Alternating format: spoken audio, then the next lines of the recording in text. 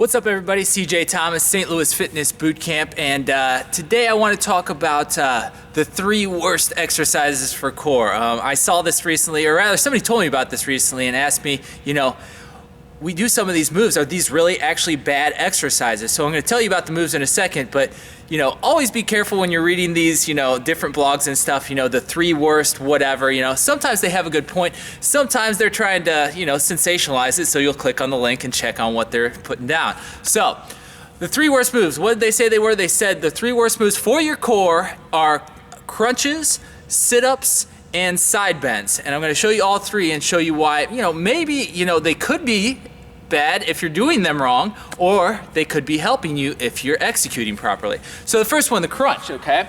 So on the crunch, here's a basic crunch here. We're on our back, we lift the legs up, and we're coming up and down in this position. So what's wrong with this movement? Really nothing wrong with this movement right here. We're really targeting the upper portion of the abs right here, okay? So the upper abs are getting a lot of work if you're executing properly, keeping the chin off the chest, keeping the elbows out wide, coming up and down with control. So what you see a lot of times though is people repping these out super quick and kind of here, and the chin is on the chest, and you're going up and down and you're getting out as many as you can in as little time as possible. So in that way, the crunch, maybe it's not a very effective move. But if you slow it down, if you contract, if you use proper form, then yes, this is a good form. So the other argument I know against these moves is that they say these bulk up your abs and make you look thicker, and that's just not going to be the case for the most part, guys.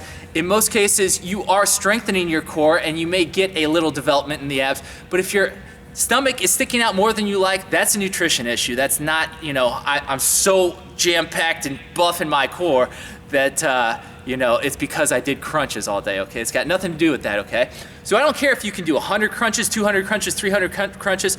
On any move, in any situation, what is your form? What are you actually getting out of the exercise, okay? So you can knock out 100 crunches probably and be like, yeah, I did my workout today. But what did you really do? Did you work on your neck? Because that's what most people do on a crunch, is they're pulling on their head and the chin is right next to the chest right here, and you're crunching and you're pulling and you're getting a lot of back of the neck work right there, okay?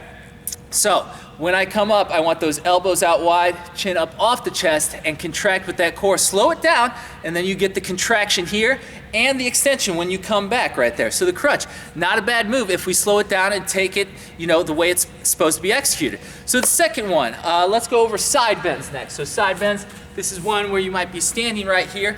I'll go from the ground here. You would be on your feet, but I'll show you from here. So we're kind of coming down, and I would pull this elbow towards this side right here and let this elongate out again. So I'm using a weight in this hand to counteract on this side. So this side is actually doing the work. I'm using this elbow as kind of a guideline. I'm pulling this elbow towards this hip, and what that's doing is crunching this side, and then I'm elongating that side, okay? So like any movement, there's a concentric force where we contract, and there's the eccentric force where we elongate the muscle. So on the side here, from here to here, this is what's being worked. Is there anything wrong with this move? No, nothing wrong with this move, but again, the argument is that, oh, that's gonna bulk up your side, that's gonna make you look boxier.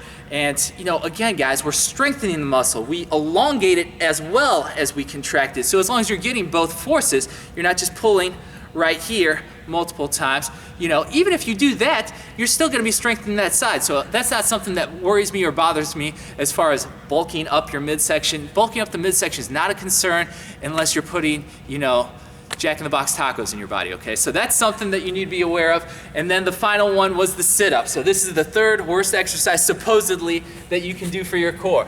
And what I'm going to show you is from the back right here. So sit-ups, this is where I would come up in this position and come up to the top right here. Now that's one way to execute this. You can do the sit-up a lot of different ways right here, but what most people are used to is what you saw in PE class back when you were in school, or back when I was in school at least, and they time you on how many sit-ups you can do in a minute, right? So you come back and you swing your body forward, and you come back and you swing forward, up and down right here, getting as many as you can in, or people keep the hands behind the head, and this becomes even worse because again, you make it a neck pulling move right here, right? So you're pulling forward and you're pulling on the neck to come up, and you're not letting the abs engage to do that movement right there, okay? So what can you do differently? Again, slow that move down and execute it with some intention right here, okay? So what I'll do is I'll even add a weight right here, and I'll come back, and as I come back, this is my favorite part of the move on a sit-up, is coming up to the top and then slowly coming back down to the bottom right here, okay? Once again, up to the top. I'm gonna elongate those muscles at the top, elongate my core, and as I come back, my core has to contract and be super slow to the way back here, okay? So that eccentric portion, when I'm coming back and elongating the abs, this is actually stacking and then elongating as I come back right there, okay? So the sit-up is not a bad move, but we want to elongate that core, and especially on the way back. This is where everybody misses the sit-up, okay? They think the sit-up is done when you get to here and you get to lay down again. Sit up and lay down.